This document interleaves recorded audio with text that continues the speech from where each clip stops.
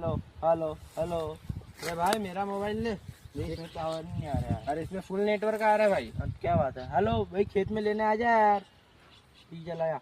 भाई टावर तो फुल मिल रही, कौन सा मोबाइल है? तो भाई अपने टेक्नो का मोबाइल टेक्नो पोवा 7 5G, जिसके अंदर मिलेगी अपन को 6000 mAh की बड़ी बैटरी। ठीक है। इसके अंदर तू दिन भर भी भाई मोबाइल चलाएगा, गेमिंग करेगा तो चार्जिंग खत्म नहीं होगी। और 45 वाट के फास्ट चार्जर के साथ ये अपन को मिलने वाला है। ठीक है। और 7300 डायमंड सिटी के साथ तू गेमिंग भी करेगा तो इसमें लेग ना होगा।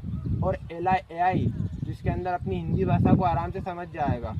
और तीसरा आपको मिलेगा 50 MP का कैमरा। ठीक है। और साथ में एम्बियन लाइट, तो अपने हिसाब से अपन कस्टम कर सकते हैं इसको। और ये मोबाइल को हाथ में पकड़ो तो ऐसा लगता है कि बहुत महंगा मोबाइल है। बहुत मस्त मोबाइल लगे। और ये आपको मिलेगा मात्र और मात्र 12,999 रुपये में। तो फ्लिपकार्ट पे अभी जा भाई, इसकी सेल चल रही है, तो आपको ठीक है। बहुत फायदे में मिल जाएगा ठीक है। मोबाइल। ठीक है, आ जाओ।